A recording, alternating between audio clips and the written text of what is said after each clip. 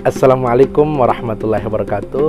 Alhamdulillah kita masih diberikan kesehatan, keafiatan oleh Allah Subhanahu wa taala sehingga kita bisa bersilaturahmi walaupun hanya melewat media di dalam media Imanuja. Mudah-mudahan Allah Subhanahu wa taala meridhai kita dan kita pun mendapatkan syafaat dari Nabi kita Nabi Muhammad SAW.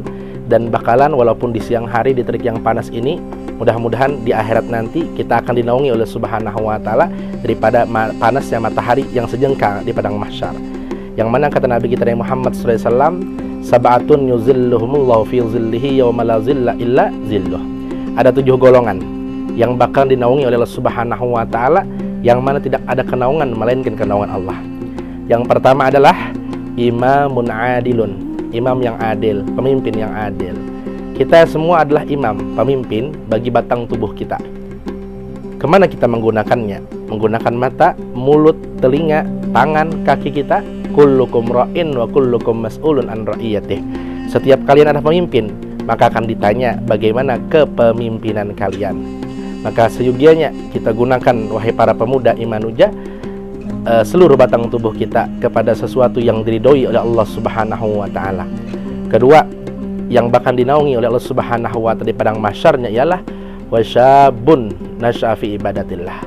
Seorang pemuda maupun pemudi yang dia itu hidupnya di waktu muda, di masa mudanya sudah beribadah kepada Allah Subhanahu wa taala.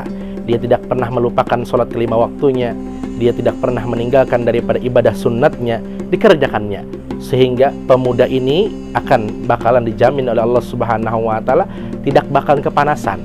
Yang mana matahari cuma sejengkal di padang mahsyar, dia pun merasakan kenaungan daripada Allah Subhanahu wa taala. Yang ketiga adalah warajulun qalbuhu mu'allakun bil masajid. Seorang pemuda maupun pemudi yang hatinya itu selalu tergantung dengan masjid. Pokoknya dalam kegiatan agama, majelis taklim ilmu agama ke masjid. Kemudian dia sholat zuhur, asar, maghrib, isya dan subuhnya ke masjid. Selalu hatinya bergantung ke masjid, selalu sholatnya berjamaah dalam masjid, selalu menuntut ilmu agamanya ke dalam masjid. Dikarenakan apabila kita sholat berjamaah sendirian, itu cuma 1 derajat yang diberikan Allah Subhanahu wa taala. Akan tetapi jikalau kita sholat berjamaah di masjid, maka 27 derajat akan diberikan oleh Allah Subhanahu wa taala kepada kita yang suka berjamaah. Bahkan amalan daripada berjamaah ini bukan hanya dalam ibadah saja, sehingga Nabi Allah Ibrahim alaihissalatu wassalam itu berpuluh-puluh kilometer berjalan kaki untuk apa? Untuk berjamaah. Bukan berjamaah ibadah, tapi berjamaah dalam masalah yang mubah, ialah makan. Beliau makan pun selalu berjamaah. Agar apa? Agar makanan beliau tidak dihisab. Inilah luar biasanya dalam berjamaah ada yang namanya berkah. Yang keempat adalah warajulani tahabba fillah ijtama alaihi wa taraka alaihi. 2 orang pemuda, CS-nya, bestie-nya, yang mana kemana-mana dia selalu berdua. Ke majelis, tidak mau sendiri, ada temannya yang tidak mempunyai kendaraan maupun sepeda, dia ajak temannya ke majelis taklim, maka mandalla ala khairin kafailih. Barang siapa yang menunjukkan kepada jalan kebaikan, maka dia pun akan mendapatkan pahala sedemikian. Oleh sebab karena itu, ajaklah teman-teman kita ke jalan kebaikan agar kita bertambah poin-poin amal ibadah yang diberikan oleh Allah Subhanahu wa taala. Kemudian yang kelima, yang bahkan dinaungi oleh Allah Subhanahu wa taala pada hari yang mana tidak ada kenaungan melainkan kenaungan Allah, ialah warajulun dzakarallahu fi khalwatin fafadat ainah. Seorang pemuda maupun pemudi yang dia itu ingat kepada Allah Subhanahu wa taala, berzikir, beristighfar kepada Allah Subhanahu wa taala, merenungi dan meratapi daripada dosa-dosa yang telah lalu.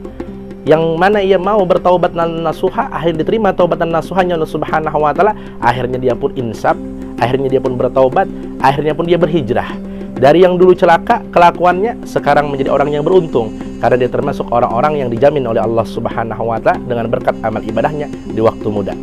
Kemudian yang keenam adalah warajulun da'athum ra'atun datu mansabin wa jamalin faqala inni akhafullah rabbal alamin. Seorang pemuda yang diajak oleh pemudi untuk melakukan sesuatu yang diharamkan oleh Allah Subhanahu wa taala.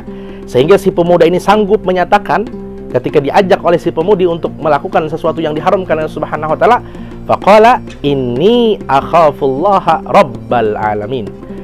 Aku takut kepada Allah Subhanahu wa taala yang melihat kita Karena Allah Subhanahu wa taala meliputi alam semesta, apa saja yang kita lakukan dilihat oleh Allah Subhanahu wa taala, apa saja yang kita bicarakan didengar oleh Allah Subhanahu wa taala. Maka seyogianya para pemuda mempunyai sifat seperti ini. Yang mana apabila belum halal, maka jangan melakukan sesuatu yang diharamkan oleh Allah Subhanahu wa taala. Mudah-mudahan kita terhindar bagi para pemuda semuanya agar terhindar daripada segala sesuatu yang diharamkan oleh Subhanahu wa taala. Yang ketujuh, yang terakhir adalah golongan yang rajulun tasaddaqa bisadaqatin fa akhfaha hatta la ta'lama shimaluhu ma tunfiqa yaminuh. Seorang pemuda yang dia itu bersedekah, sampai-sampai bersedekahnya itu secara sembunyi-sembunyi, sehingga tangan kanannya bersedekah, tangan kirinya tidak mengetahui bahwa tangan kanannya bersedekah. Ini menandakan orang dulu suka bersedekah yang namanya sedekah sirri, sedekah secara sembunyi-sembunyi. Bahkan di luar sana ada seorang wali yang mana beliau setiap tengah malamnya menaruhkan makanan dan uang di depan rumah-rumah masyarakat. Setelah beliau wafat, barulah diketahui yang sering mengantarkan makanan dan uang di depan rumah masyarakat adalah beliau. Karena setelah beliau wafat, tidak ada lagi yang menaruhkan makanan dan uang di hadapan pintu rumah masyarakat. Maka ini luar biasa. Shadaqatus sirri tudfi'u ghadabur rabbi. Sedekah secara sembunyi-sembunyi itu, kata Nabi kita Muhammad, itu memadamkan kemurkaan daripada Allah Subhanahu wa taala. Mudah-mudahan Allah Subhanahu wa taala memberikan kita taufik hidayah sehingga kita bisa beramal ibadah, yang mana amal ibadah seperti 7 golongan ini yang bakalan akan dinaungi oleh Subhanahu wa taala di padang mahsyarnya, yang mana pada hari itu tidak ada kenaungan melainkan kenaungan Allah Subhanahu wa taala. Wahai pemuda, semangatlah. Mudah-mudahan Allah Subhanahu wa taala melancarkan hijrah kita agar kita menjadi orang-orang yang beruntung, yang diridhoi oleh Allah Subhanahu wa taala. Ini saja dapat ulun sampaikan. Mudahan berkah manfaat kita kau mengamalkan. Salah khilaf mohon ampun dan maaf. Wallahu muwaffiq ila aqwamit thoriq. Wassalamualaikum warahmatullahi wabarakatuh.